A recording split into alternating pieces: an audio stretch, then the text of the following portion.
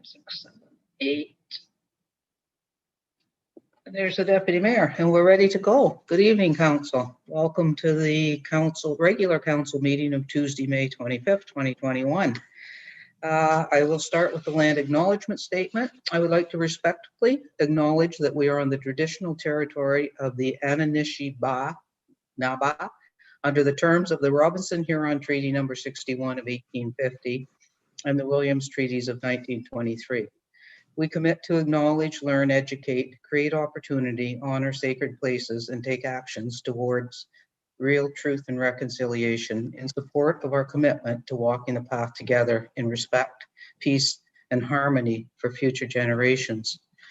Council, I think this is really important that we've started this, and I think it's very important that we all share in it. So starting tomorrow morning, I'm going to ask a different council member each meeting to read the land acknowledgement statement. So we're going to start tomorrow morning with Councillor Wiebe to do that. And I think it's important that we all participate. So I have a resolution moved by Councillor Wiebe and seconded by Deputy Mayor Alcock. Be it resolved that the regular council meeting agenda dated Tuesday, May 25th, 2021 be adopted as printed and circulated. All in favor? That carries. Are there any disclosures of pecuniary interest? Councillor Thompson? Yes, thank you, Your Worship. I have a interest in the May 12th meeting of the Committee of Adjustment. Development or DEV 2021-51 Nelson. Nelson is a client of mine, so I'm declaring a pecuniary interest in that particular resolution. Thank you. Thank you. And Councillor Fitzgerald. Thank you, Your Worship. Committee of Adjustment, item 7.1, Development 2021-49, for personal reasons. He's a close personal friend of the applicant. Okay, thank you for that. All right, we're going right into invited and ceremonial presentations, and we have Mark Miskell from the District of Muskoka with us, and of course Steve Hernan, and we are going to get an update on the Main Street Streetscape project. Mark, Steve.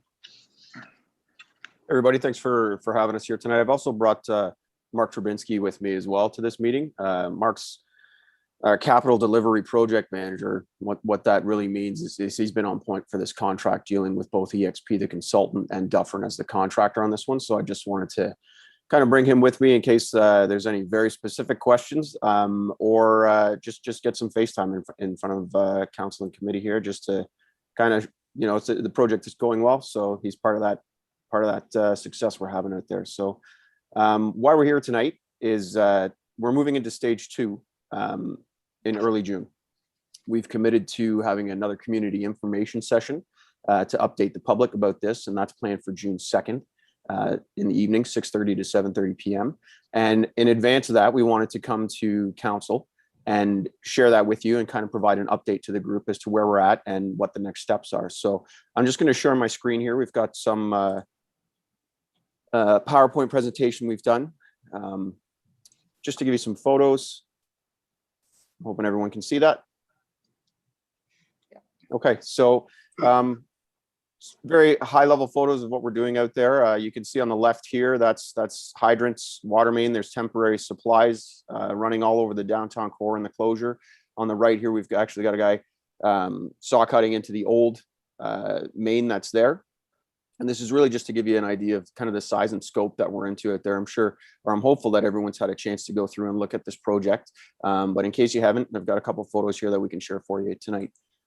This one here is obviously in the phase 1 work area. You can see some of the manholes are going in, the trench box there beside it, large excavator. There's a lot of big equipment moving around in a small, tight space.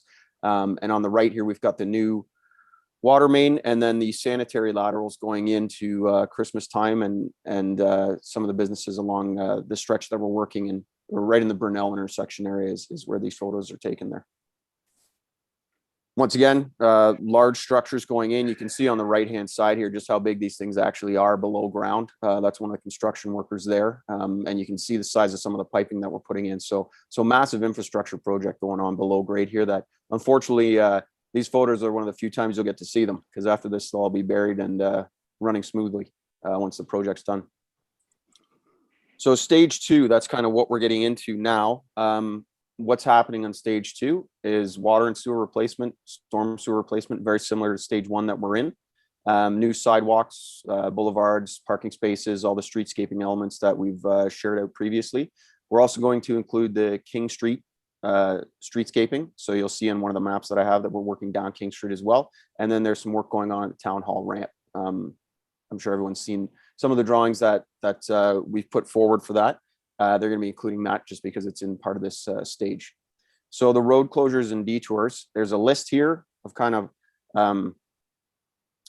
what you can see on the list. You can read it. I've got a little map that'll show you a little bit better. The only thing I would add in addition to the map that I'm showing is that River Street will still remain closed to vehicular traffic.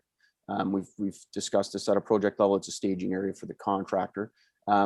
Additionally to that, as we move out of stage 1, it's not a complete move out of stage 1. There will be some what I'll call peripheral work going on, and some of that will be service connections to the businesses, but it will be open for vehicular traffic when they move out of stage 1.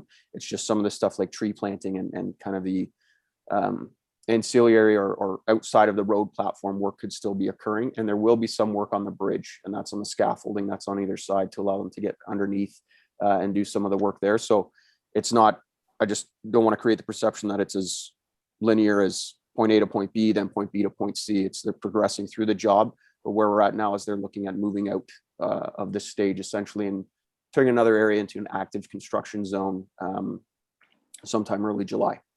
So when I say early July, there's a lot of moving pieces on the project. So the dates could be plus or minus a couple of days here and there, but right now we're looking at the second week of roughly June. Sorry, I said July there. Second week of June, roughly, they'll be moving out of this construction zone. So that's kind of very quick, some photos and some updates. I'll stop sharing here and show you the visual here. So kind of what does that mean as we move into stage 2? So this one here is kind of just an overview of the downtown core. So you can see most of the work that has occurred to date has occurred here. They're in the Brunel Road and Main Street intersection. They'll be progressing to the left on this diagram through this section here. This will become an active construction zone. They're already in here a bit. We let them go in early when we had the last lockdown in place to try and make some more headway on the project. You'll see the King Street work here is included in this, as well as that town hall main ramp. This section will be open and accessible to pedestrians during construction, similar to the stage 1 work. What you see past West Street here to the left is a road closure, and that's similar to that, what we're calling a passive construction zone. What that is essentially a laydown area for the contractor to store the materials and allow them to work actively in this portion between Brunel and West. So what does that look like for how people get around downtown?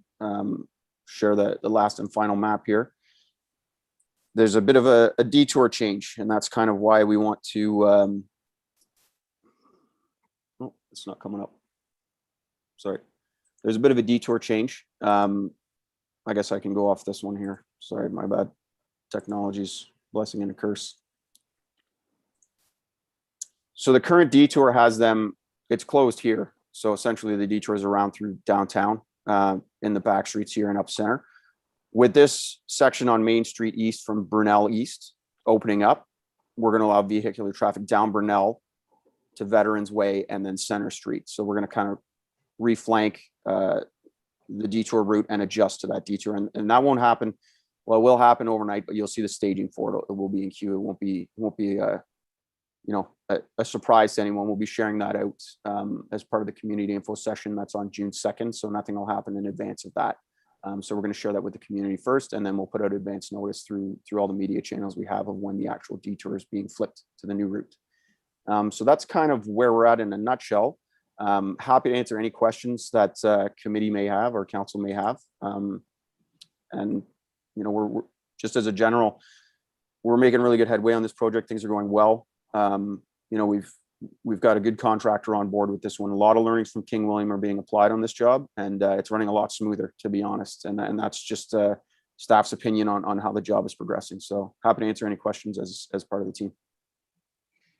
Thanks for that, Mark. I'll go to Council Schumacher. Thank you, through you, your worship, to Mark. So we had our accessibility meeting today earlier, and just want to confirm that anybody with mobility issues, wheelchairs, will be able to access through that pedestrian area, fronts of stores. Thank you. Yeah, the short answer is yes. The accessibility is enshrined in this contract from the start. So there's a requirement in the contract to maintain that through construction. And when I say businesses will be open and accessible for pedestrians, that's exactly why we use that word accessible. As part of this stage 2, you will see a 3-way stop at John Street on the east side of the bridge. One of the reasons for that is to ensure a safe crossing with drop curb that can have that accessibility. We've got 2 drop curbs on either side of the road. There were questions, can we push it closer to the construction zone? The answer was no, because we have to ramp down off the curb. It'll be a steep ramp. It'll start to interfere with traffic too much. So considerations like that are always foremost in our minds. Okay. Any other questions, council? Okay.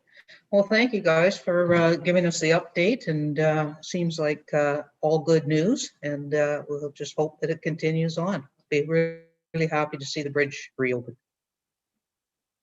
Thanks for having us. Thank you.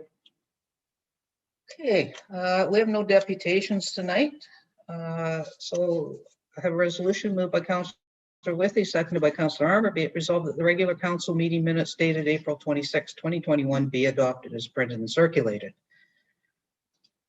All in favor? That carries. Reports from committees. BIA Board of Management, Councillor Stone. All right. The BIA is purchasing a new movie screen so we can show movies and hold other events in Rivermill Park. The old one was really hard to put up and take down. They're inviting artists to paint some of the catch basins, which will be installed on Main Street during construction. So they're paying for the paints. The artists can come, paint them. We can look at them for a couple of weeks and then they get buried. And 50, 60, 70 years from now, when they get unearthed, it will be a fun little thing for them to pull out and see. The BIA is buying 500 children's hard hats, which the businesses will have to hand out to little people that are watching the big diggers playing on Main Street. And hold on to your hats for this one. Starting May 31st, the BIA is giving away 700 vouchers worth $30. That's $21,000 worth of vouchers. And all you have to do is go to the BIA website and enter your email and Ontario address, and you get a $30 voucher to spend anywhere downtown. So this is, a wonderful way to help our citizens during a tough time and our businesses downtown during these next few months. The vouchers will be able to be used right through till November. So that's starting on May 31st. Go to the BIA website and get a free voucher. And that's all I have. Okay, are there any questions of Councillor Stone? Okay, thanks for that. We'll see who watches council. They'll be the first on the website on the 31st. Committee of Adjustment, Councillor Stone, you're still up. And Councillor Fitzgerald, you have a conflict on this one. Very simply, we had a deferral for more information and hopefully review of the location of the structure. And aside from that, the other applications went through smoothly, and I have nothing else. Okay, questions? All right, Huntsville Lake Bay's Chamber of Commerce, Councillor Weeb. Thank you, Your Worship. Not much report, but there is one item that I think is pretty important. Kelly with the Chamber has teamed up, well, all the chambers have teamed up in the area as well as with Aurelia, and they have embarked on acquiring, I believe it's 20,000, I'm not sure the exact number, of rapid test kits for COVID. So the plan is to get as many kits into the hands of business owners across all the chambers in order to allow them the ability to rapid test, not just for employees, but for guests or however it may fit best with their business. So for example, some of the hoteliers would want test kits for new staff that come on, so they could test them right when they arrive, that type of thing, especially if they're going to be co-housing. So I think it's a really key initiative. And I don't know if anyone caught the interview on CBC. It was about a week and a half ago with the Chamber of Commerce from Orillia, who kind of headed this up, and the other chambers from the area jumped on, and they've been teamed up to initiate this. So I think it's going to be really transformative. I think it can be a real game changer for all the businesses. So we look forward to seeing that implementation as it comes forward. I think it's on the cusp of being ready to go. It hasn't come without challenges to get the effort off the ground, but it is happening, and we're pretty proud and impressed with how it's come together. So I kind of tip my hat on that initiative, and we look forward to doing what we can to keep businesses afloat and keep things moving. So that's Okay. That's great. There was, we have not had a accommodation tax meeting since our last council meeting, so I don't have any update there. Moving into reports for adoption, I have a resolution moved by Councillor Fitzgerald, seconded by Councillor Withey. Be it resolved that the General Committee meeting minutes dated April 28, 2021, and the recommendations contained therein be hereby adopted and printed and circulated. Questions? All in favor? And that passes. And I have a resolution for the Planning Committee moved by Deputy Mayor Alcock, seconded by Councillor Fitzgerald. Be it resolved that the Planning Committee meeting minutes dated May 12, 2021, and the recommendations contained therein be hereby adopted as printed and circulated, with the exception of Report Development 2321, which has been pulled and will be discussed separately. Councillor Alcock, do you want to do the general minutes first? Sure. Thank you, Your Worship. I can be brief since the one item was pulled. It was one of those meetings where we only had a handful of items, but it was 4 hours long. So it was one of those meetings. Anyway, we started off approving both a zoning amendment to an already approved plan of subdivision, as well as supported a letter to the district supporting the proposed amendment to the plan of subdivision for the Woodstream development off Woodstream Drive out off of Highway number 3. And just a couple of things to highlight in this, because there was a long presentation from both our planning consultant as well as the applicant. And it lowers the already approved number of units from 260 to 225, but it ups the number of new townhouse builds. And in doing that, it reshuffled a number of the proposed units within the plan of subdivision. And in that shuffle, it created a much larger open park space. And there was a lot of discussion around that park space, as well as the continuity of that park space with other neighborhoods in the area and other passive connected trails. So that was really, I think, a very thoughtful piece in the new development. And we did spend a little bit of time while we approved everything. We asked, it's proposed that it be developed in 4 phases, and the open space was not originally planned to be developed until the 3rd or 4th phase, but committee was pretty adamant that that be moved up. So the applicant was absolutely in agreement on that, and that will happen as part of the 1st or 2nd phase. The committee also approved a zoning amendment to allow for a short-term rental, but there was a lot of discussion around this because, in fact, the applicant needed a zoning amendment to allow it to have the short-term rental at the property, but it also would be the second short-term rental.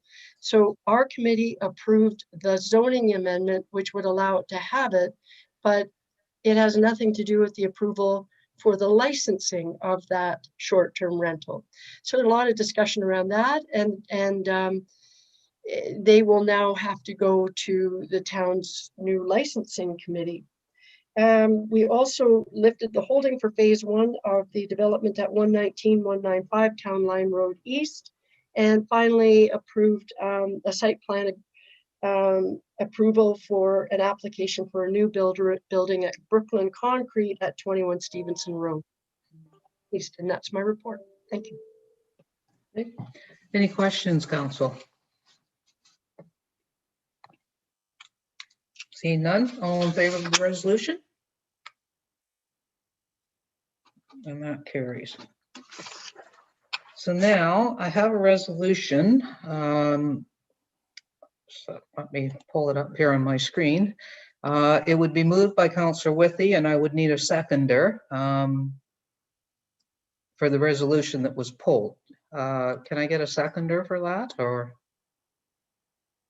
Councillor Armour? Okay. Moved by Councillor Withey, seconded by Councillor Armour. Be it resolved that Planning Committee denies zoning bylaw amendment Z03-2021 HTE. And Councillor Withey, would you like to speak to that?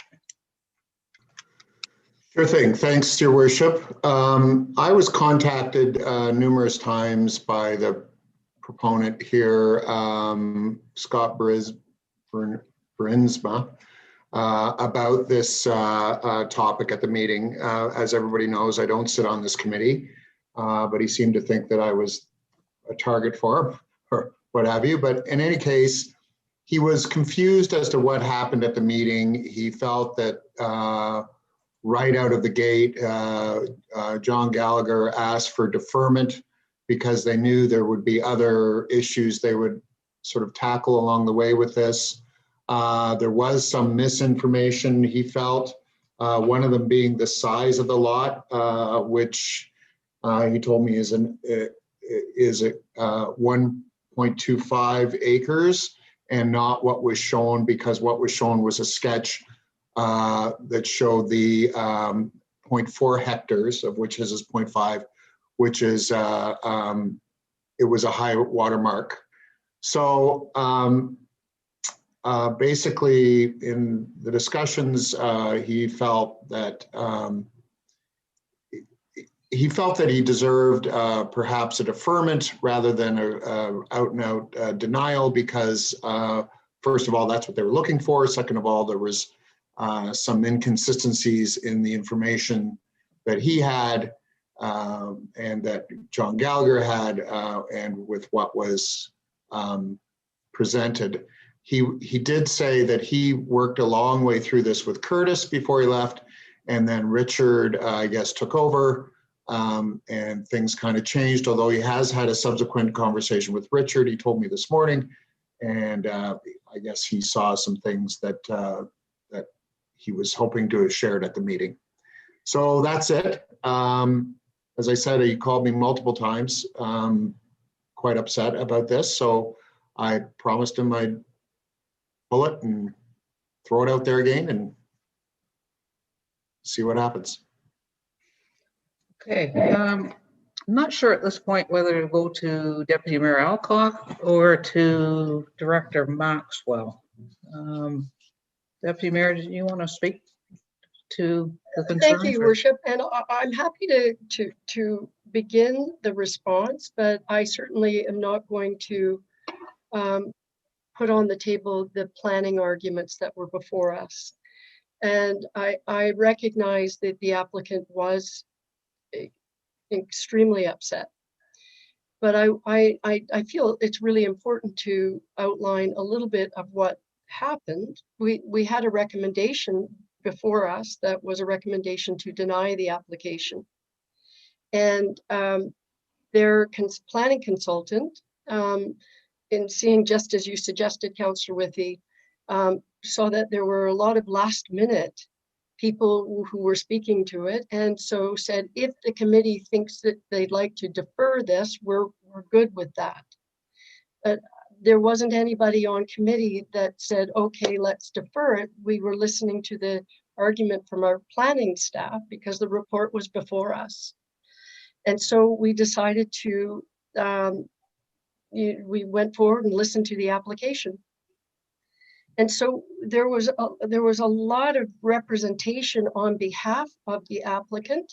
We heard from several consultants on how the project could proceed. And that was after our own staff report suggesting, why the staff felt that it did not meet the basis of our official plan. And it was our official plan, which was the real marker for what was considered a good development or bad development. And that's when I shouldn't get into that, because I'd prefer it if Kirsten would speak to that. There was absolutely no question that the applicant and the applicant's representatives had a lot of time in the meeting. There were also a lot of people who spoke to the application in opposition, all of the people who spoke to it. And they had provided a number of pictures to give the committee a sense of what this what the island looked like. And at the end of it, the committee decision to approve the staff report, as in deny the application, was there were several reasons. Also the fact that staff recommended it, but there were some troubling things that I shouldn't speak for other committee members, but I heard one or two comments about it was troubling that trying to produce even if it's a small dwelling in the middle of this small island, it would be impossible to remove a substantial number of the trees. And that people couldn't square, because there was some suggestion that wouldn't need to happen. There was an application not just for the dwelling, but for a boathouse as well as a dock. And there just seemed to be a fair amount of development for that particular site. I don't believe that committee was compelled by what they heard and to go against the staff report. So I believe that's my report. And if you want to, Councillor Withey, understand some of the planning arguments, certainly I would ask Director Maxwell to speak to that. Go ahead. Thanks, Deputy Mayor Alcock. Director Maxwell, I'm just going to ask, has there been any further information that's come to the planning department since committee's decision on the 12th of May? Through you, Your Worship, not that I'm aware of. I know that the applicant's agent was going to review and see if they could find a survey to confirm the lot area, but the lot area was not the only question, as Councillor Alcock mentioned as well. Okay, thank you. Are there any other comments from committee with regard to the meeting? Okay. Councillor Fitzgerald. Thank you, Your Worship. I think Deputy Mayor and Chair of the committee summed up the meeting very well. I do understand the applicant was disappointed. It was, to me, it seemed like all the information that was presented was in fact correct, and I find it hard to believe that an applicant would come in with something that wasn't an accurate statement in an application. So unless new information comes to light, I pretty much stand firm on my previous decision at that committee. Councillor Armour. Thank you, Your Worship. I just wanted to echo those whole thoughts and the fact that there was also a sleep monkey that they wanted to build. So there was a house, a cottage, or a dock, and a sleep monkey. So it just didn't fit the island. at the footage. Councillor Withy? Thank you, Your Worship. I appreciate all that information. Of course, I respect committee's decision. That's the way it goes. I think what I heard from him was he felt there was confusion between the file passing between Curtis and Richard, and that he would have preferred a deferral because he was willing to work with whatever might work, eliminating bunkies and boathouses and everything else. And I just didn't know, and I mean, I don't know if a deferral means the subject's dead, or can another application or a denial mean the subject's completely dead, or can another application come in that's got different things in it. That I'm not aware of, but that seemed to be his concern, that a deferral would give him time to work longer with Richard about what was acceptable, with, recognizing that he was sort of working with Curtis, who was telling him all along that what he was doing would be fine. That's the only thing.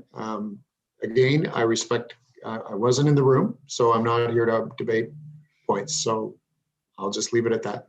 Okay, and I appreciate that. And I think we have to be careful about trying to speculate what was said between a former employee and an applicant at this stage too. But Director Maxwell, can you confirm for us that the applicant is well within their rights to submit a new application going forward if they so desired? Absolutely, Your Worship. That is something that is able to be done regardless. So. Okay. I'm going to ask Tanya, would you put that resolution on the screen, because nobody has it in their package, just so that we realize what we're voting on? Thank you very much. Councillor Fitzgerald? I would just like to let you know that we are having some internet issues down here in Port Sydney. So I keep getting the warning of unreliable internet. So if you lose me, I apologize.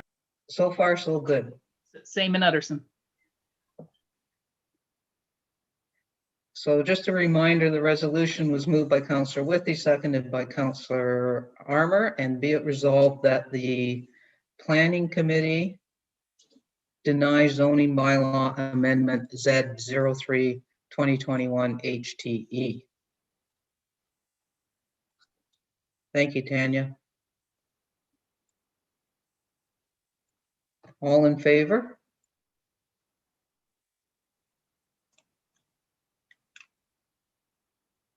Opposed? That carries. I don't have that one. Okay. Moving on, another issue from before. We have the resolution for the Huntsville Festival of the Arts Summer 2021 follow-up. They were before us at General last month.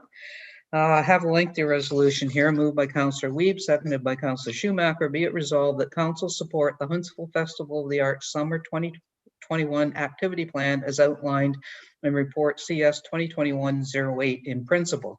And further, that pending all provincial restrictions related to COVID-19, Council approved the following 2021 activities.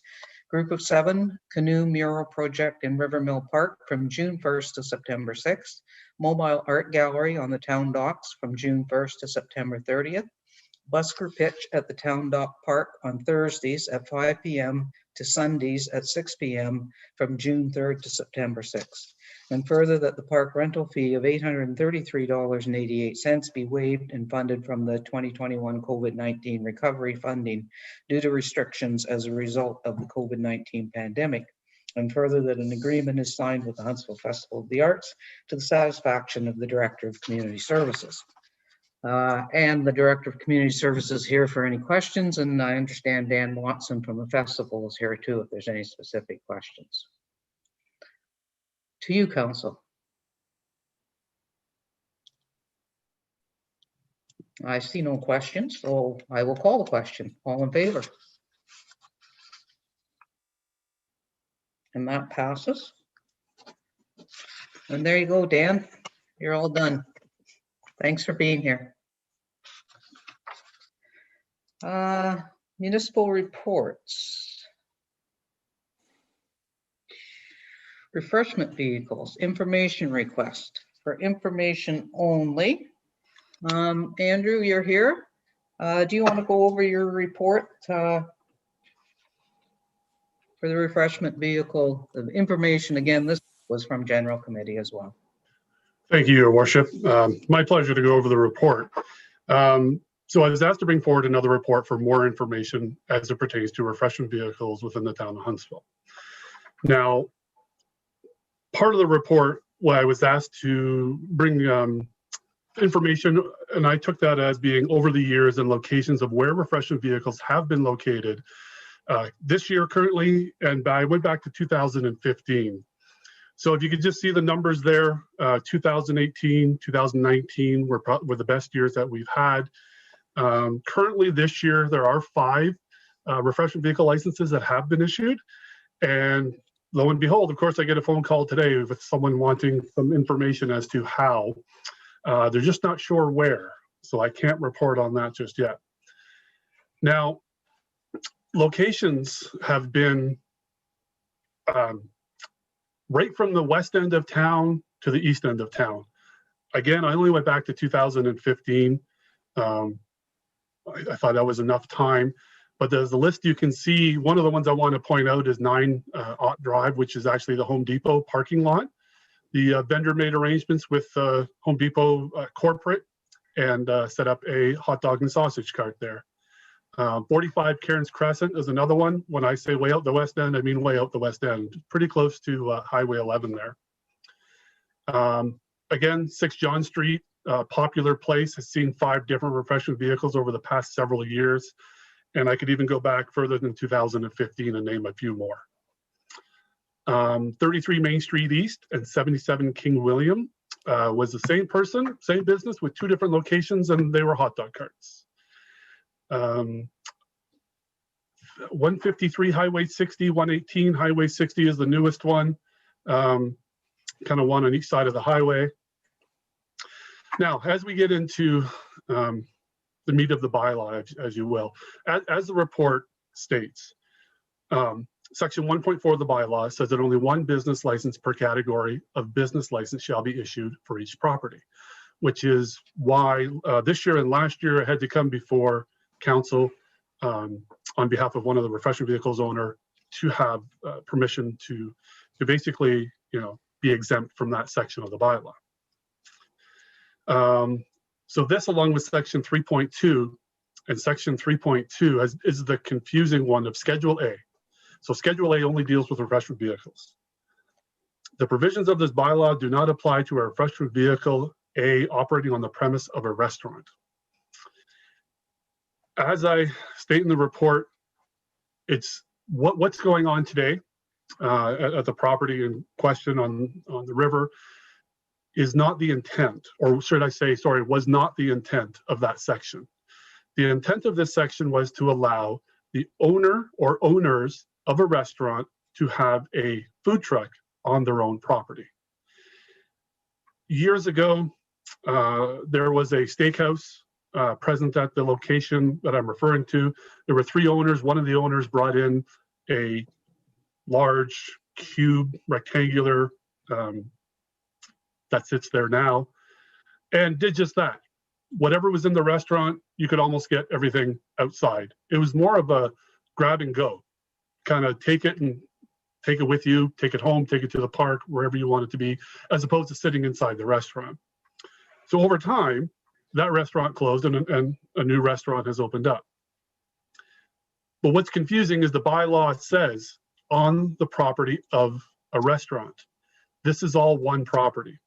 Now, I'm going to apologize. I have to look over to my right, maybe your left, so I can look at the map that is titled Refreshment Vehicles that is attached to this report.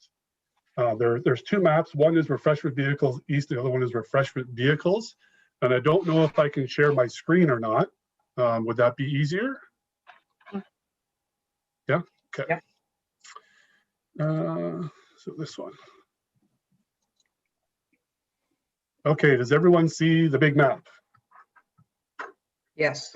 Okay, So if you just follow my mouse here, this is right outside Town Hall, if you will, on a neighboring property hot dog cart. This one here goes back a few years. I believe it was 2015, another hot dog cart. Here are the three that are on the property of a restaurant. As you can see, it's one big kind of puzzle piece looking. Then we get over here to 6 John Street. This one here, again, quite a few years ago, was more of a sausage cart. This one here is the location of the Thai food and has been for a number of years. And this is the one for this year and last year with the smoked meat that was approved by council. This one over here was the location of the Thai food just for 1 year. There was an issue with hydro for the cart, so they had to basically tap into the old liquor store building that was there. This here, again, going several years back, was a vehicle, a chip truck. This one over here, by what was the old beer store, was another one. Another hot dog cart. And just last year, and I missed the one, and I do apologize, was right back here, was another refreshment vehicle. Their thing was chicken sandwiches, if you will. Okay, and I'm just going to go to this one here, titled Refreshment Vehicles East. So this here would be the Canadian Tire parking lot, again, hot dog cart.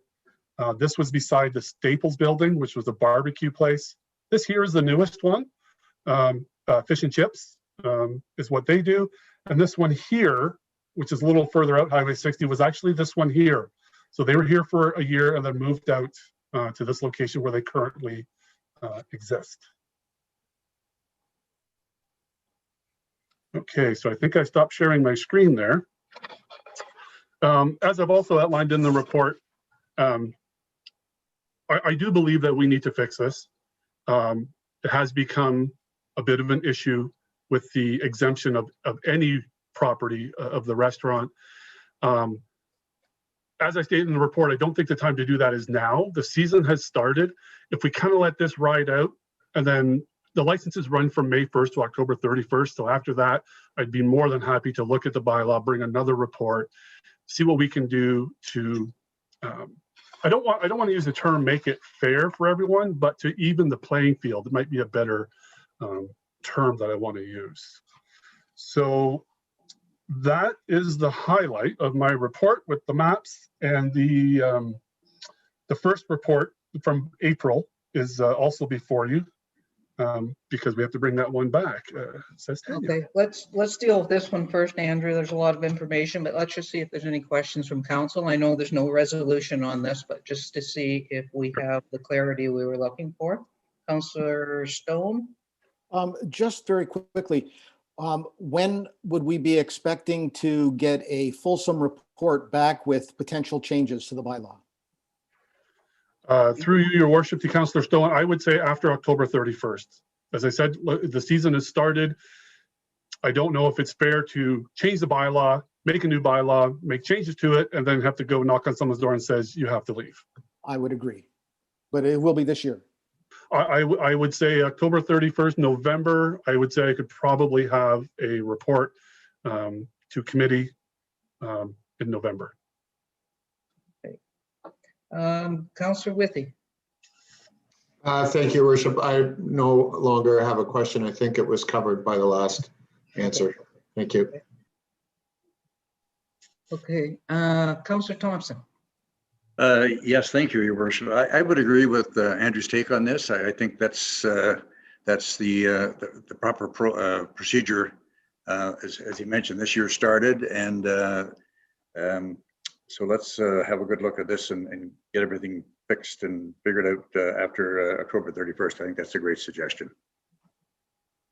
Okay, Councillor Weed? Thank you, Worship. Actually, just a comment. So really quick, Andrew, through you, your Worship, does this count? These are all the trucks that we have in Huntsville? Because I know that, I know Three Guys has a truck in front of their establishment. And then I think there's one further down on Highway 60. There's another smokehouse there. So I'm just wondering if this is the whole, all of them, or is it just the newest licenses from this year? Andrew? Through you, Councillor Weep, through your worship. So this, what I've highlighted in the maps is everywhere since 2015, there has been a refreshment vehicle. It's not necessarily that there's, 6 at the John Street location today. There are 2 at John Street, and then of course 3 just across on the riverside.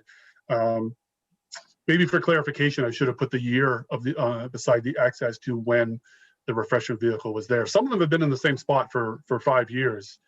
Some of them didn't come back last year or this year. Hopefully they do next year though. But it's not a here's where everybody is now. It was more of a history of locations. And ones that we licensed. Sorry, I should clarify that too. The ones that in the X's are the ones that fall under the refreshment vehicle bylaw. The 3 circles down by the river are ones that we do. Councillor Schumacher. Thank you, through you, your worship, to Andrew.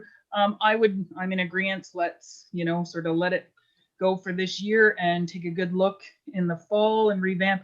And again, sort of reading through your report, the idea of food trucks, say on on town-owned land, sort of that public land, you're looking at that totally different where they'd come before council, such as the presentation, say at the public beach in Port Sydney. We would be looking at that obviously differently, correct? Through your worship, to Councillor Schumacher, yes. And anyone wanting to come on town property would absolutely, hands down, need council permission to do that. Okay. Thanks for that, Andrew. We look forward to cleaning up whatever needs to be cleaned up late this fall. Back to your report that was before us back in April, I guess. Yep. This time I have a resolution. It's moved by Councillor Fitzgerald, seconded by Deputy Mayor Alcock. Be it resolved that the Director of Development Services be delegated authority to approve the operation of more than 1 refreshment vehicle on the same property once an approved and completed refreshment vehicle license has been submitted for the 2021 season. Andrew, do you want to highlight anything on this one? Maybe just your worship, thank you, to maybe refresh everyone's memory. This report was brought forward to allow a second refreshment vehicle at the John Street location, and the whole idea of the Director of Development Services having delegated authority was so we didn't have to keep coming back to council, doing reports to ask permission. One of the things that I do want to say is, if there were competing food types, 2 people with hot dog stands, 2 people with poutine trucks, if you will, I would be really hard pressed to allow that.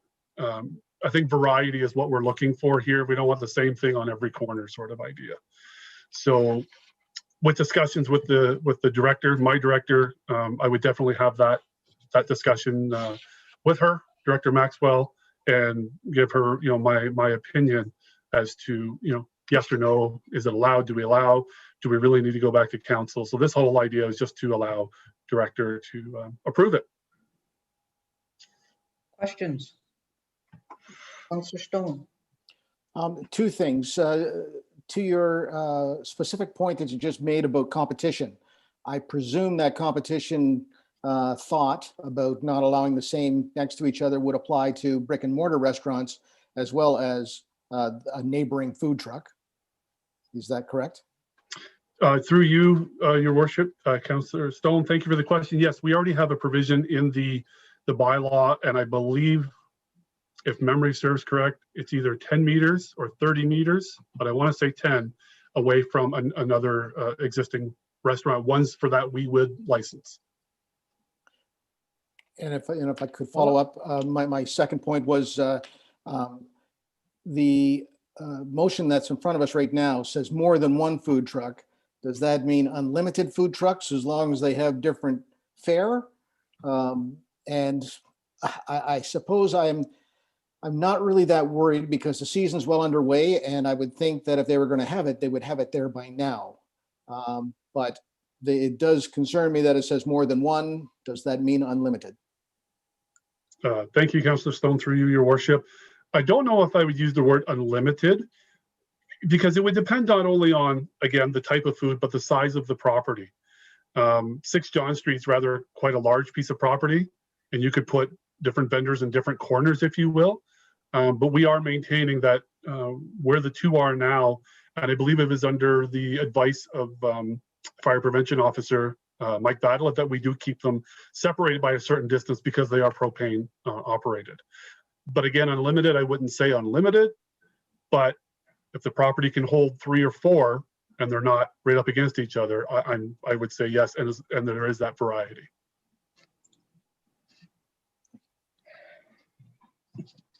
Okay, I had the same concern about the more than one. I would have been quite supportive of the director having the authority to approve a second vehicle.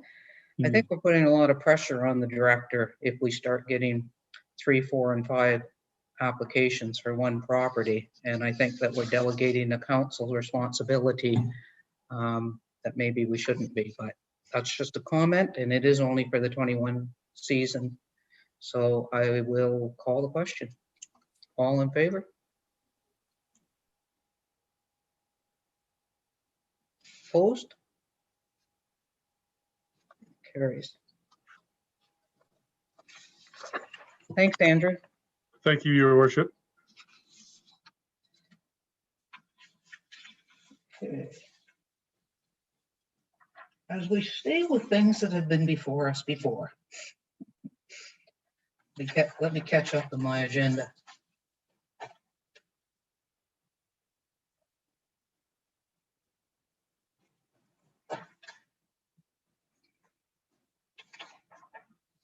We're at our docks policy. So I have the main motion. Tanya, do you want to put this main motion on the screen just because it's such a lengthy one and save me reading it? Council, this was the motion that was before us the last time. And it had a lot in it, so I think we should all refresh our memories. It is moved by Councillor Armour, seconded by Councillor Stone. Tanya's going to fire it up there.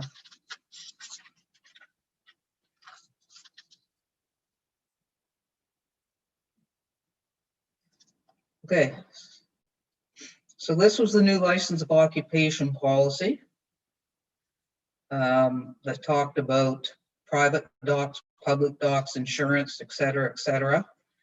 And before we do anything with it, we are going to have a new presentation. Thanks, Tanya. You can take that down. I believe the Director of Development Services is going to walk through this one. Is that right, Steve? The Director of Operations, yes, Protective Services. Sorry. Okay, you've got a PowerPoint for us? Yes, I have a PowerPoint. I think Jessica Boyes is going to join us too, and possibly Colleen McDonald, but I will, with your permission, I'll share the screen. You share the screen, and anybody that is with you, feel free to have them jump in. All right. So what we've done is we've gone back and looked at the dock policy, license of occupation dealing with docks on publicly owned land. And we took all the input that we received from council committee, and we have basically broke it down again, and we hope we've simplified it.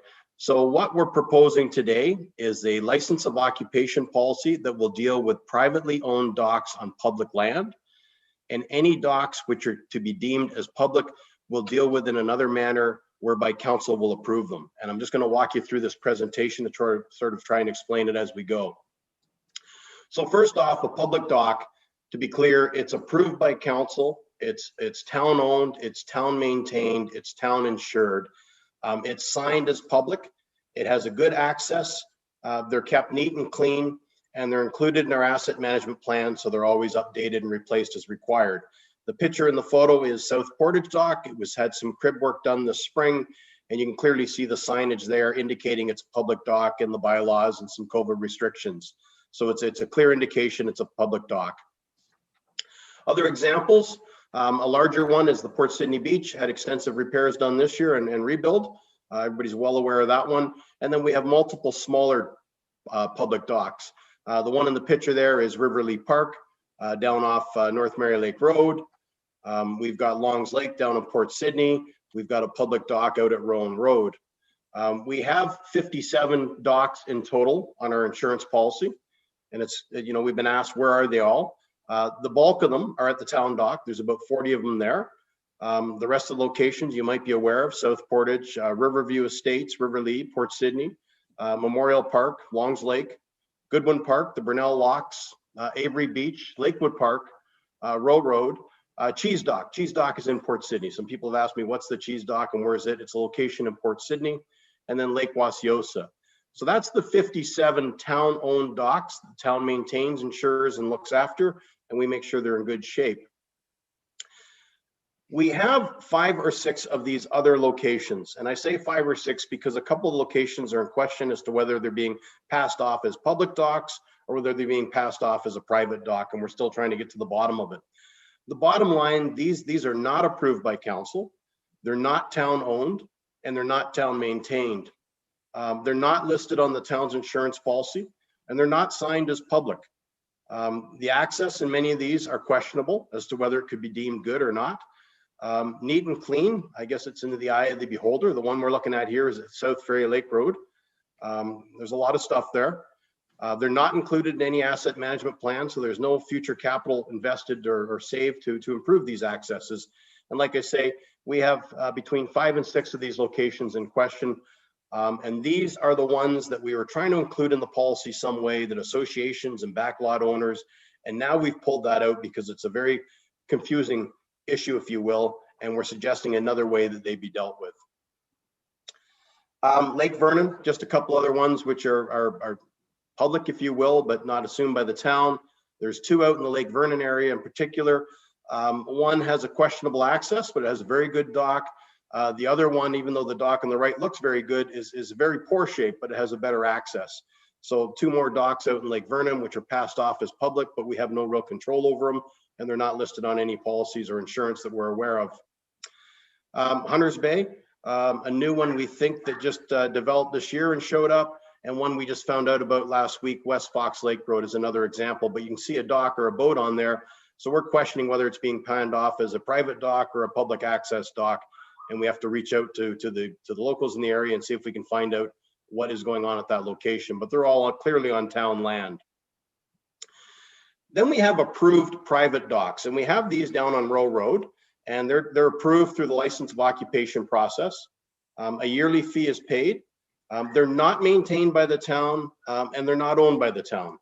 The town is listed as third party on the homeowner's insurance, and we verify that to make sure that we're covered. And anything done at these locations must meet all applicable codes and permits. And we have 8 in total right now, which are applying yearly for their permits. And basically they're down on the Row Road area is where the majority of them are. Then we have this other class of docks. They're private. They're not approved. There is no license of occupation. They pay no yearly fees. They're not maintained by the town, and they're not owned by the town. We're totally unsure of any insurance requirements on these or what they are. And they're certainly not signed as public. As you can see by this example here right off the road, somebody's gone to great lengths to indicate it's a private dock, even though we know it's on town property, and they've gone to the extent of putting up this fence. 14 locations in question that we're aware of. I can tell you I actually received a phone call tonight from a counselor advising me of 2 more locations. So we're probably up to 16, and we're in dock season, so they're coming up all the time. These are the ones that we feel we have a major issue with and we need to take some action on. Some of the private docks are quite nice. The one on the left here, you can't see it. There's an actual bunkie or brown building. The dock's in good shape, but it's clearly on town land with no approvals. And the ones on the right of the screen, if you're looking at them, there's about 4 or 5 docks down there on Ontario Street in Port Sydney, and they're all clearly on town land. We've had the discussions of 77 Ontario Street, and I know there's one coming before committee tomorrow for 40 Ontario Street, which is the furthest in the picture. But these are all docks which once again are on town land, and they're not into the licensing process now, but the license of occupation process that we want to connect them with will capture these docks, and they'll either be approved or they'll have to be removed. Not all the docks are in good shape. There's a lot out there which are in very poor shape on public land, and these are easily accessible.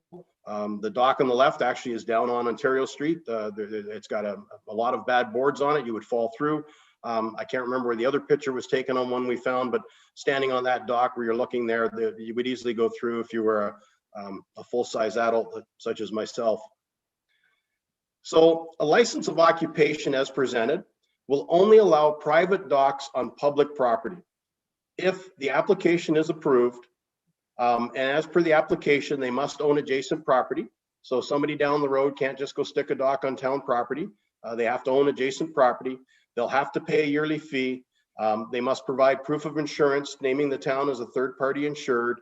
The occupation, license of occupation today is talking about a 10-year term. So there's some longevity in it for somebody wanting to use the land. And there's a fast application process in the event of a sale. And that quite often happens. Somebody sells the place and all of a sudden the lawyer realizes the dock's not part of the property, and it's how do we fast track this application? So there's a fast track process for a pre-approved dock.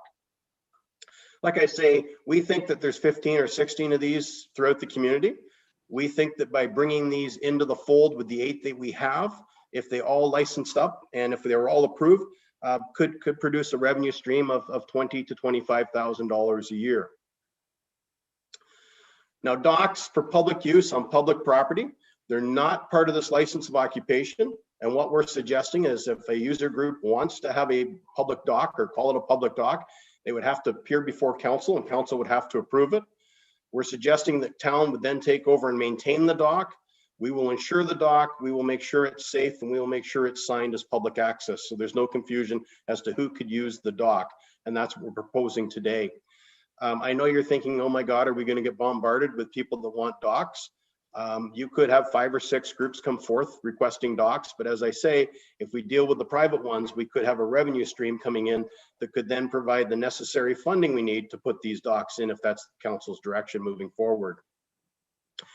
If the policy is approved today, how we proceed or how we plan to deal with these, I'll walk you down the blue side of the chart.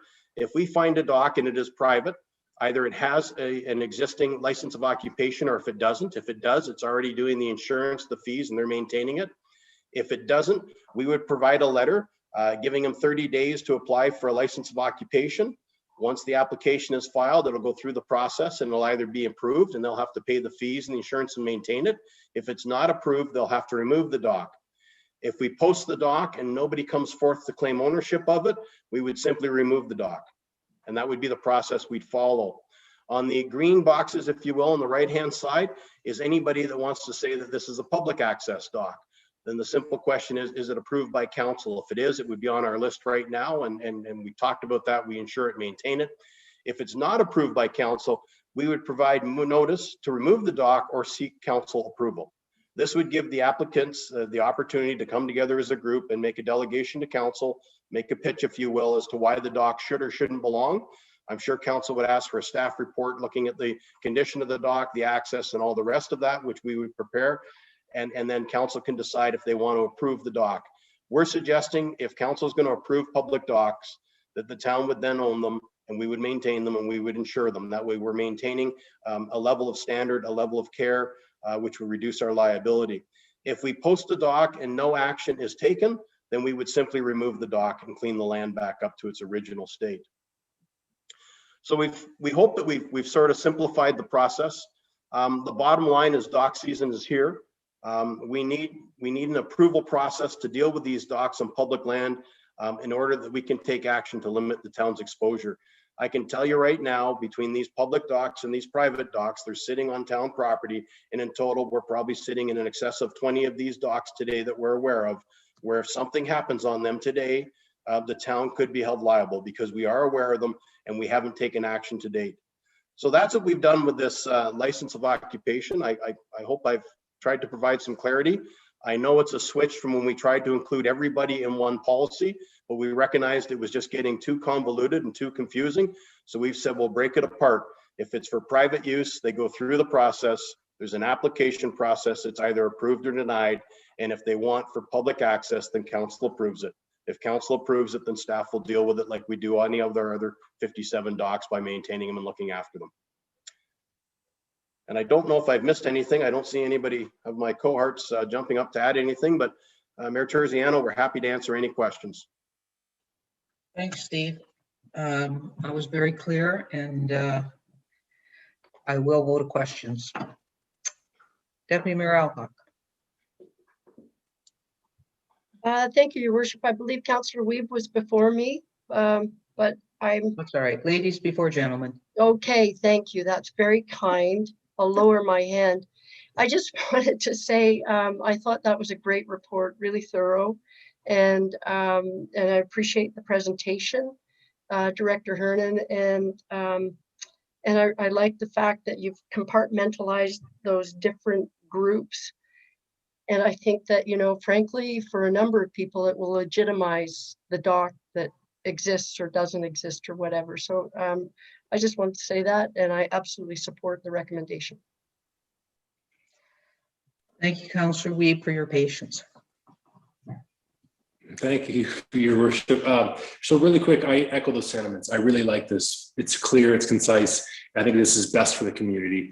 The one point I wanted to make, or the question I wanted to ask, was in the bottom right hand of the green bubbles, if you will, through that graph, there's the scenario where town discovers or staff discover a dock, they post, no one responds, and then the reaction is 30 days, we take the dock away. And I'm just wondering if there's a time frame in there where we might think, actually, it's not a bad dock, it's a good spot for a dock, and why don't we just incorporate it rather than removing it altogether? I'm wondering if there's some room for some thought on that. Steve? Through you, Mayor Terziano, what staff is thinking is we post a dock that it's on public property, and they have to get council permission. We hope that somebody from the community in a 30-day period, we're not posting in January, they'll be posted in June and July. Somebody would come forth to council and would make that request on behalf of the community that it's a good access point, and this is the reason why that dock is there, and here's the benefits of it, and then council would make a decision on it. And we recognize it's going to take some time to get in front of council. So that 30-day rule is not hard. As long as we know that an application has been made to delegate before council, we would sort of put the brakes on anything of the removal until council had a chance to hear from the applicant. Councillor Fitzgerald? Thank you, Your Worship. Great report. I like the simplified approach where it seems to be clear and concise. You did mention abutting land, and I don't know if the wording is in here. I've looked through it, but I know there's a couple instances of people that have had docks for 40 years in the right of use and have made deals with the town to exchange land for parking where there is public access close to that. So is that wording specific in this new agreement, or is it not? Steve? Through you, Mayor Terziano, in the license of occupation policy, that wording is in there. Abutting property owner, as I think is the way it's worded. Maybe Jessica could jump in and help me out on the exact wording on the clause.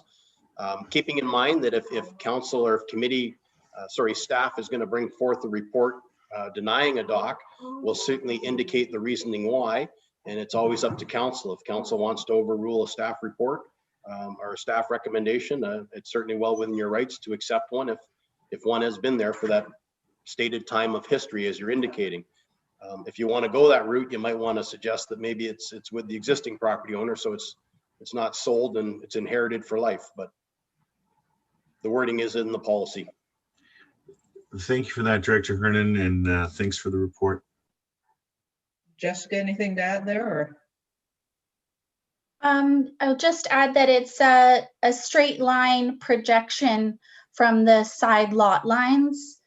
That's the wording that's in the policy. Thanks for that. Councillor Thompson. Thank you, Your Worship. And my reaction to this is congratulations to Steve and Colleen. I know you've been working hard on this file for quite a while, and it has been contentious to say the least. So I think this report and your recommendations are spot on, Steve and Colleen. So yeah, I'll support this for sure. Okay, so council, if I have the procedure right here, I have a motion to substitute, which would basically be deleting the reference to neighborhood, lake association, road associations, and deleting section 107 in its entirety. So I need a mover and seconder for the motion to substitute. Oh, I have all kinds of them. Councillor Stone and Councillor Armour. Be it resolved that council substitutes the motion for the following. Be it resolved that the new license of occupation policy as attached to Report Corp 2021-10 be approved with the following amendments. A, deletion of all references to neighborhood, lake, or road association. B, deletion of section 107 in its entirety. C, deletion of all references to section 107 in the policy. And further that the license of occupation policy number development 07A GC 2117 be repealed. Questions? All in favor? And that carries. Thanks to everyone on that, Colleen, Steve, and Jessica, and Tanya. I know it's been a tough one. Tanya, if you're there, I don't have to read the main as amended, right? Because we substituted, is that correct? You still have to read the main as substituted? Okay, the main is substituted. The mover and seconder? Deputy Mayor Alcock and Councillor Stone. Be it resolved that the new license of occupation is attached to Report Corp 2021-10 be approved with the following amendments.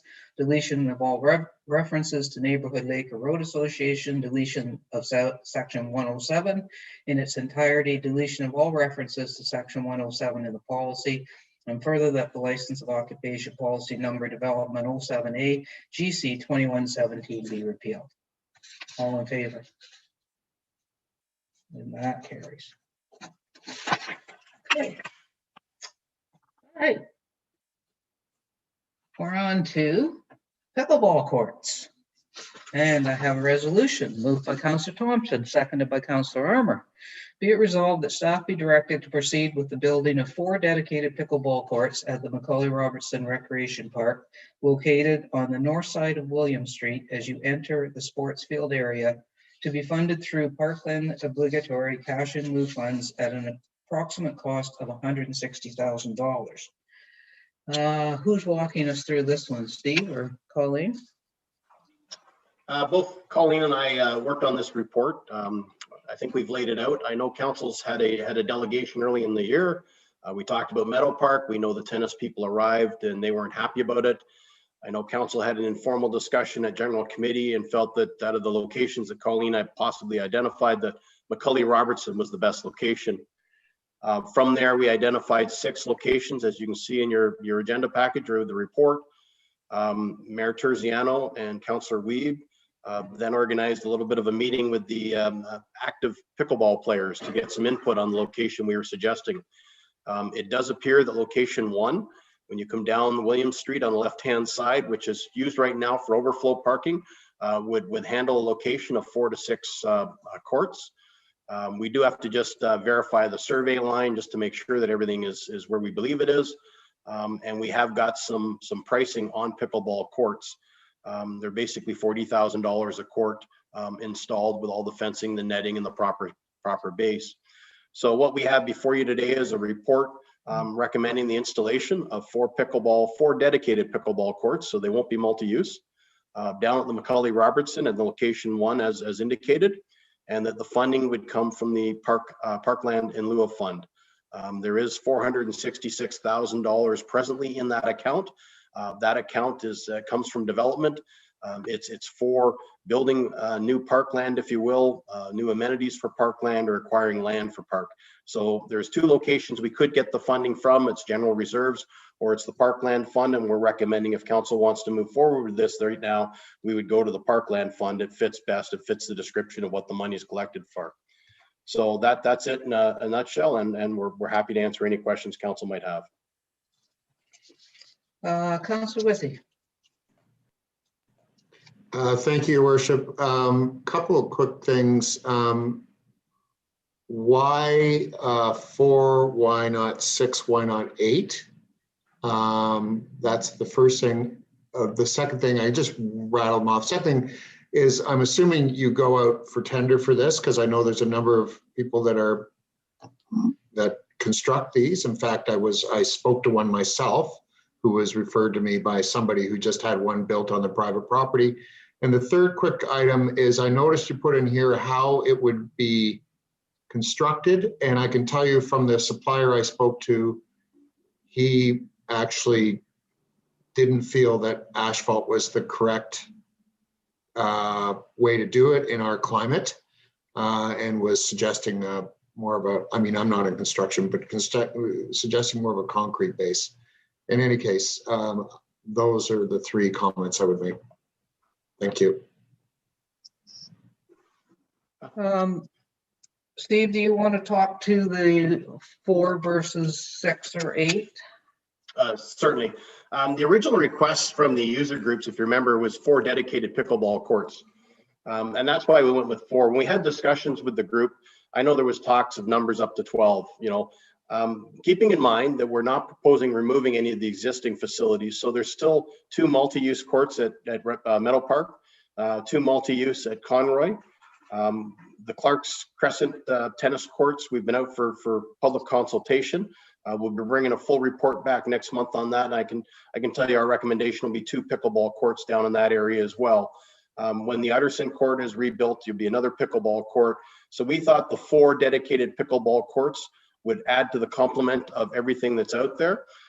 Councillor Elcock talked about the planning committee and the development up on Muskoka Road 3. That developer has agreed to put in multi-use courts right now too. So there's, in the next year or two, we're going to have probably 12, 13 courts. That's why we felt comfortable going with the recommendation of 4, but it's up to council. They can direct us any way they like on how many they'd like to see there. I don't know if you get more than 6 at that location. We'd have to do a little bit of more research to verify that more than 6 could fit in the location we're proposing. Thanks, Steve. And I think when we met with the group to sort of get their buy-in on location, I think there was probably more that would like to have seen us go to 6 initially than 4. And even our director of community services suggested 6 might be better for tournaments and such. Deputy Mayor Alcock. Thank you, Your Worship. My question was sort of the same, and that was I'd certainly be supportive of 6 versus 4. And I'm really excited about this report. Thank you. And so the question was, 6 made some sense in my discussions with the pickleball players, because if it's booming the way we think it is, and we know it is, that it's fantastic. We've got all of these facilities throughout the town, but having 6 in one location would certainly be more suitable than if we start having tournaments. We've got great baseball fields for tournaments and soccer fields for tournaments, and why not pickleball? So I certainly think 6 would be better than 4 for that. And I think you answered the question about if all of a sudden we wanted to double it to 12, the site that we've selected at 1, I think Director Hernan, you just said there isn't space for expanding it to 12 if that's what we wanted to do down the road. So there's sort of a question there. Through you, Mayor Terziano, I think you're correct. 12 would not fit in the location that we've picked today. Okay, but 6 would. 6 would fit. Okay, perfect. Thank you. I would certainly support 6. Councillor Fitzgerald. Thank you, Worship. I love the enthusiasm of people that want to take up the sport of pickleball, and I think that it's great that we have a proposal before us to provide that for them. I'm a little hesitant to say let's just double it, triple it, quadruple it. We have to consider replacement reserves for all these things that we do, and is this something that's here for now and gone in 15 years? I don't know. I play a lot of competitive sports, and I know that sometimes those competitive sports cannot be facilitated at one location. We're making inroads to have pickleball courts in other areas of our community. And when I do play competitive, I'm in a 20-minute drive situation, 4-hour drive situation. I think we should be leery of our capital reserves and what we're putting together for our small population now. I'd love to plan for the future, but do we make the current taxpayer pay for the future that they're not going to enjoy? So let's be cautious about how many courts we build. I want to accommodate them. I think it's a wonderful thing to keep everyone active. Let's be sure we're doing the right thing. Councillor Thompson. Thank you very much, Your Worship. Yes, actually, I was going to ask through Simone what her thoughts would be, but I think that was already answered. I think in your comments that Simone thought 6 was probably the answer. So I would, in that particular location, the number 1, if Director Hernan and Colleen feel 6 could go in there, I would support 6 as well. Okay, Councillor Armour. Thank you, Your Worship. I just echo the sentiments of Councillor Fitzgerald. I think 4 should be sufficient for now. See how it plays out and look for another location, maybe put another 4 in later on down the road. I think that's being more responsible. Councillor Wiebe. Thank you, Worship. Yeah, I tend to agree with the 4. I think that given the specific cost per, I don't think it precludes us from adding on at probably a similar cost in a few years if we wanted to add 2 more courts. I also want to caution against expanding too large into that area, because without doing some remedial work on parking, we're gonna run into some trouble once things really get rolling again and soccer's back on, baseball's back on. So I know when we walked the area, we talked about how we can enhance parking because we're gonna need it for the future. But I think if we take too much of the land there right off the hop, I think we might run into trouble. So my vote is to stick with. And Councillor Schumacher. Thank you. Through you, Your Worship. I echo Councillor Fitzgerald, Armour, and Councillor Wiebe. I would definitely agree to 4 in that location that we're looking at. With the community services master plan out there, I also want to wait and see what sort of the recommendations coming back as to how we grow and expand in community services, because as Councillor Wiebe has suggested too, I mean, what else can that space be utilized for that we may see come through with the master plan? Indoor space activities for things to do, that kind of thing. So I don't want to limit us necessarily. And I would agree with Councillor Fitzgerald having the 4, and then I understand that 6 or 8 might be needed for tournaments. But why not have them drive to Port Sydney and be able to do that? People do hockey tournaments and they drive between our arena here in Huntsville and drive to Baysville and do, the same tournament can go back and forth between Baysville and Huntsville. So I think there's plenty of room with the courts around our beautiful area that there is ability to travel at this point, and we can expand later. Okay, I tend to agree with the comments supporting the resolution as written. I understand that the pickleball people would like to see more, but we didn't start with 4 ball diamonds. We got there through growth. We didn't start with 6 soccer fields. We got there through growth.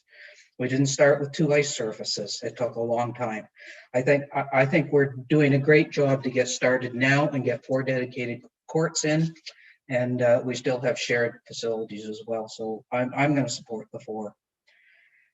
And with that, I see no other hands, so I will call the question on the resolution for 4 pickleball courts. All in favor? And opposed? And that carries. Okay. Have a resolution moved by Deputy Mayor Alcock, seconded by Councillor Fitzgerald. Be it resolved that council, after due consideration of the proposed Rayville Developments Wood Street Inc. bylaw 2021-30 and Bigelow bylaw 2021-32 and Investatex bylaw 2021-34 and the amendments which are being considered by council subsequent to the public meeting, hereby conclude that the amendments are not of such a nature that further notice be given with respect to the proposed zoning bylaw amendment pursuant to section 3417 of the Planning Act. Director Maxwell, do you want to just highlight why we're doing this one? Thank you, Your Worship. So for the three bylaws that were listed, there was one of them, unfortunately, was a typo when it was in the Planning Committee agenda, and that was for the Investex bylaw. There was a typo in it. The schedule for the Woodstream bylaw was a previous version, so the new version was attached. And then for the Bigelow bylaw, I don't believe, because staff weren't recommending approval of a bylaw at the Planning Committee meeting, we just wanted to ensure that this was included so that everyone was aware. Questions? All in favor? That carries. Okay, regular bylaws moved by Councillor Fitzgerald, seconded by Deputy Mayor Alcock. Be it resolved that bylaw numbers 2021-30 to 2021-35 inclusive be reported and read a first, second, and third time and finally passed this 25th day of May 2021. 30 Rayville Developments, 31 Rayville Developments, 32 Bigelow, 33 Bigelow, 34 Investatex, and 35 2022 municipal election. Questions? All in favor? And those carry. Okay, no previous business. Council, we received a letter from our MP, Mr. Aitchison, to consider passing a resolution on, well, I'll read it. Moved by Councillor Schumacher, seconded by Deputy Mayor Alcock. Whereas the federal government has passed a motion to adopt 988, a national 3-digit suicide and crisis hotline, and whereas the ongoing COVID-19 pandemic has increased the demand for suicide prevention services by 200%, and whereas existing suicide prevention hotlines require the user to remember a 10-digit number and go through directories to be placed on hold, and whereas in 2022, the United States will have in place a national 988 crisis hotline, and whereas the town of Huntsville recognizes that it is a significant and important initiative to ensure critical barriers are removed to those in a crisis and seeking help. Now therefore be it resolved that the town of Huntsville endorses this 988 crisis line initiative, and further that staff be directed to send a letter indicating such support to our local member of parliament, member of the Legislative Assembly, Federal Minister of Health, and the CRTC and local area municipalities to indicate our support. Questions? All in favor? That carries. It's a good resolution. We're at new business, and Councillor Thompson has, well, I missed, we had correspondence, if there were any questions on correspondence. Okay. Councillor Thompson, under new business, you want to talk about the speed limit on Ravenscliff Road? Yes, thank you. Hang on, I need to suspend the rules for you to do this, though. Okay. Okay, I have a resolution moved by Councillor Thompson, seconded by Councillor Weed. Be it resolved that the rules of procedure relating to additions to the agenda where public notice has not been provided be suspended to allow for a consideration of a motion to request the District of Muskoka review speed limits on a section of Ravenscliff Road, Muskoka Road number 2. All in favor? That carries. Now, Counselor, let me just read this one too. Moved by Counselor Thompson, seconded by Counselor Armour. Be it resolved that Huntsville Council requests the District of Muskoka review the speed limit on Ravenscliff Road, Muskoka Road 2, from civic address number 3300, posted as 80 kilometers, westerly to where the speed limit is posted as 60, taking into consideration the road conditions, a number of new dwelling units now located in this section of road with the potential of reducing the speed limit in this area from 80 to 60. Councillor Thompson.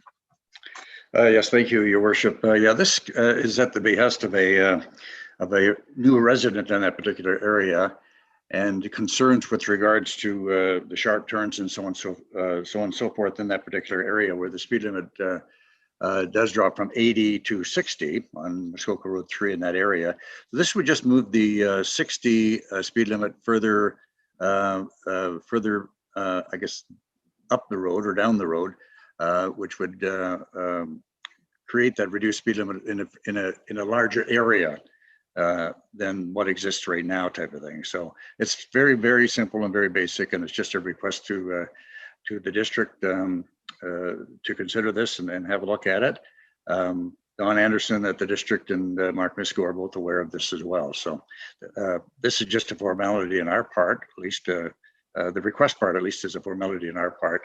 The district has always been great in acknowledging and approving our requests for reduced speed limits in the past, and I don't see a particular problem in this particular one. Just asking for the approval of council for this, Your Worship. Thank you. Okay. Councillor Withey. Thank you, Worship. Sorry, could I get a clarification on where this is again? I'm not 100% sure. From civic address number 3300 westerly to where the speed limit is posted as 60. Councillor Thompson, do you know how many kilometers past the current 60 we would be going? Actually, yeah, from what exists now is to the town line with the McMurrick Monteith, and this wouldn't change the end of that at all. All we're doing is adding, I think, about 500 meters. Steve could, or Director Erning could give you the exact figures, but I think it's around 500 meters additional to the reduced speed limit. Steve? Yes, through you, Mayor Terziano.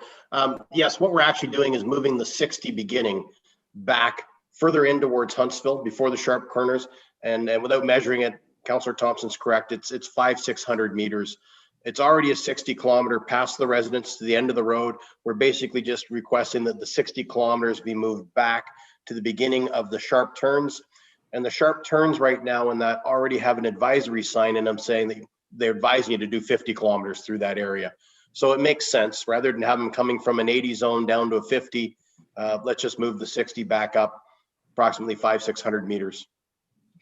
Does that answer your question, Councillor Withey? Not really, but I'm okay. Sorry, I'm a little map challenged without a map.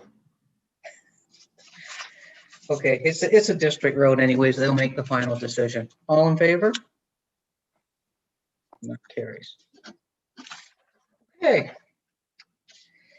District of Muskoka update. Deputy Mayor Alcock, Community and Planning Services.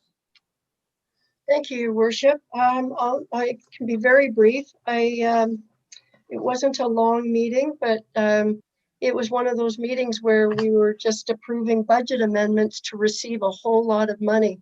In the first case, it was from the Ministry of Environment, Conservation and Parks for the Integrated Watershed Management Initiative. And the province had agreed to transfer $4.162 million, and it is to follow up on the recommendations from the Muskoka Advisory Watershed Advisory Group. And so things like the development of a integrated watershed management plan, updating our floodplain mapping. There's a whole slew of recommendations. It's fantastic, the work that's ongoing. It also involves the hiring of contract positions to work with the Muskoka Watershed Council because they are carrying out a number of these projects and are developing a community roundtable. So that was very exciting. And we also had a supplementary agenda to receive an additional $500,000 from the federal government as part of the intake 6 of the National Disaster Mitigation Program. So that money will go into the other pot towards all of these other waterfront, integrated waterfront management planning. So that's kind of cool. And we also approved an OP amendment. Where is it? An OP amendment 50, which was the 2020 Lake System Health Update. And what that was, I think I reported on the public meeting before, it's updating the list of lakes that are considered vulnerable. And when that happens, those lakes will be identified for special causation studies. We had that study on Penn Lake in Huntsville. And through that study, it identifies what's causing things like blue-green algae, that sort of thing. And in the one in Penn Lake, it determined that it wasn't due to our development practices. Our development practices were actually okay. But in the case of Penn Lake, we removed that from our list of vulnerable lakes, but we've maintained our stringent development controls and to keep it in a fairly healthy condition. So that's what we approved there, adding lakes to that.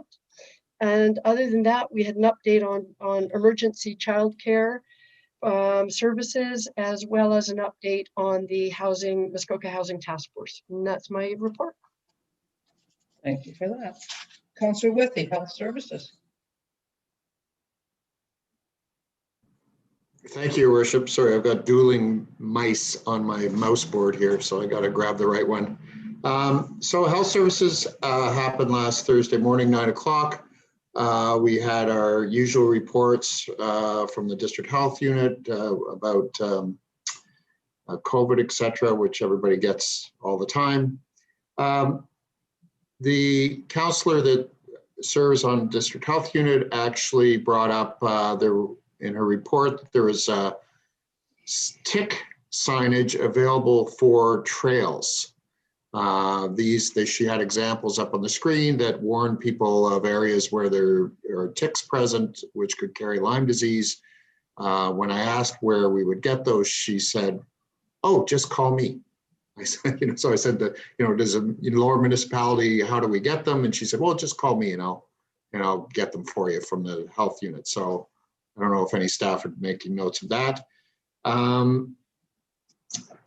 We were presented with this pretty cool new alert app. Oh, you won't be able to see it. It's called Voyeur. It's kind of what it does, it gives emergency alerts to your phone, similar to Amber Alerts, but it has to do with Muskoka for all kinds of things like water main breaks, wildfires, you name it. It's pretty cool. You put in your location. I don't know why I'm holding up my screen. You put in your location and it'll give you a choice of topics and things like that. So it's called Voyent, V-O-Y-E-N-T alert, and it's a free app that will keep you up to speed on what's going on in our neighborhood. Next, Commander Dan was on the line there, pumping us for new ambulances. I'm sure he could fill in the blanks, but Dan's been shopping for ambulances, and we've given him a blank check. No, I'm just kidding. But of course, with all these things, a very fulsome report, and we approved what Commander Dan was after. I don't know if Councillor Umber wants to illuminate or any more on that one. Certainly, he knows it inside out. We talked about Fairview Nursing Home progress, which is coming along very well. Things are happening quite quickly now with the ministry as far as approving the ownership flip and getting things moving as far as getting that rolling. That's about it, I guess. There's nothing really more that sort of jumped out as far as what we talked about. Happy to take any questions, except on ambulances. Ask Commander Dan. Okay. Councillor Thompson, Engineering and Public Works. Indeed, indeed. Thank you, Your Worship. We had the usual awarding of contracts and so on and so forth.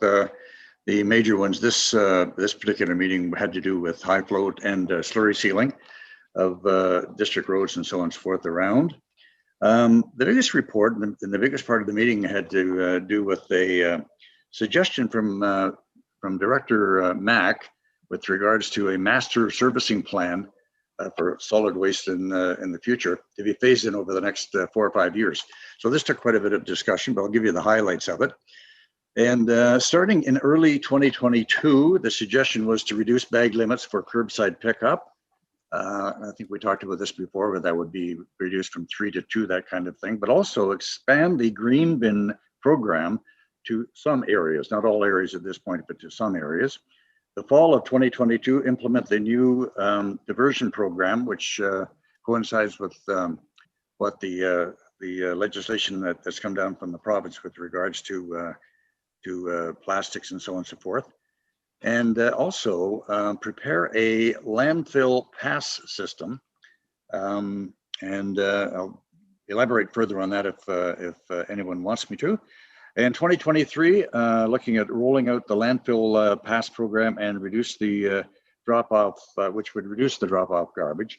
Again, I'll elaborate further on that if anyone wants me to. And then in 2024 to 26, clear bags for recycling, and then have and ban organics drop-offs at landfill sites, but roll out organics to the full district of Muskoka. In other words, green bins and that kind of thing. So, yeah. And one thing that did come out in a subsequent report was with regards to the diversion rate. Muskoka is pretty bad at diversion. We're at about 35% diversion, whereas some of the top municipalities in the province are as high as 60%. So we've got work to do in that particular area. But with these ideas, and if we follow through with these, this was a report, and as I said, some suggestions that came from the director. I thought it was really brilliant, actually. But it should improve our diversion programs and that kind of thing in the future. So that's my report. And if anyone wants further clarification on a couple of those points, I'd be more than happy to provide those. Thank you. Deputy Mayor Alcock. Thank you, Your Worship. Just a quick question for Councillor Thompson. In that strategy that you just talked about, Councillor Thompson, did she go through the plan for the bin sites? You know, the municipal bin sites, the ones, the big bins that we have on district property. Or municipal property. And I can't remember if that is included in the strategy you talked about, or if that's a separate stream. And maybe it is a separate stream. Through you, Your Worship. Yes, Ed, you're right, Councillor. It is a separate stream. That particular, the bins program has been again, the directions for that came down from the Ministry of Environment and Climate Change, whether it's still that same name for that particular ministry or not. But they're the ones that told the district to clean up our act in this particular area. And there were, I think, as you probably remember, there were somewhere around 20 real problem areas, mostly in Georgian Bay, Muskoka Lakes, that kind of thing. So those have been and are being looked after. So it's an ongoing program for that. And that wasn't part of this, no. Okay. And I had a couple of really quick meetings. Finance was just a bunch of fourth quarter reports, year ending 2020, and OPP call for service report. So nothing really exciting at finance. And then district council, a couple of things at district council. We actually recognize a paramedic who retired after 50 years of service. It was almost like a misprint to think that somebody could have worked for 50 years, but he did. Jerry Barnes, 50 years of service at the district for in paramedicine. So that was pretty exciting, pretty neat. And another thing that came out at district was the IDEA Advisory Group presented their report, and they presented the results for from the survey, from the public survey, and from some of the groups they talked to. And some of the comments were really interesting. So, you know, if someone just wants to do some reading on the district website from the council meeting, some of the comments that were made just as to what racism is and how rampant it actually is in Muskoka, it's a pretty interesting read. So if you've got some time, I encourage you to read that. We are at the St. John's Ambulance virtual flag raising, which will be done on June 24th, 2021, and that's for council's information. Who knows, someday we may get back to actual flag raisings, but right now they're still virtual. And finally, the COVID-19 update, and I know everybody heard the announcement last week that it doesn't sound like June 2nd is our date to get back to something normal. It now sounds like it could be June 14th, although there's lots of time for that to change between now and then. I guess some of our park areas are open and outdoor amenities, golf courses. Hopefully, we are going to see our outdoor patios open real soon, but right now we don't know when that is. The COVID test center, the numbers are definitely dropping. We're not getting as many tests done. They've actually reduced the hours to 9 to 12, 3 days a week there. And the vaccine center is going strong though. It's still running Thursday, Friday, Saturday, and I guess they're doing they're jabbing every vaccine that they have in that, so that's good. I was by one day last week, I think it was a Thursday, and I just couldn't believe the traffic over there. The parking lots were full, and haven't seen that for a while, and school's not on, so that's good. And hopefully that keeps going, and hopefully we get our population vaccinated. Councillor Armour.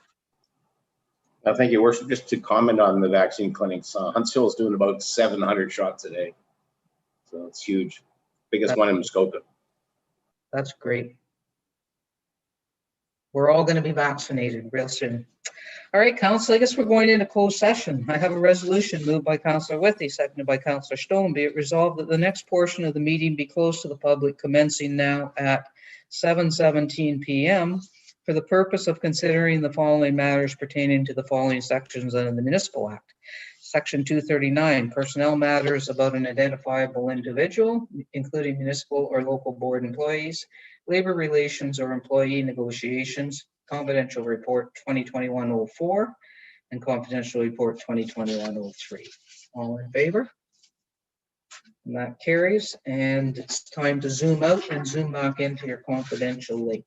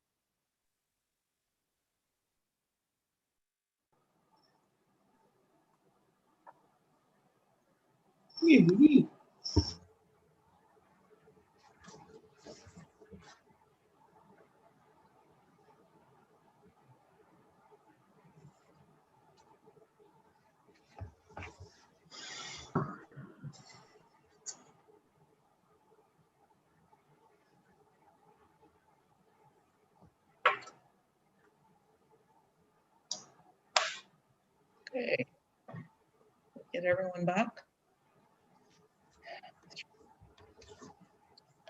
9, everyone's back. I have a resolution moved by Councillor Fitzgerald, seconded by Councillor Armour. Be it resolved that staff be directed to utilize the benefit reserve account to cover the salary and wages for additional support in the Legislative Services Division, which was not to exceed 18,500 in 2021. Questions? All in favor?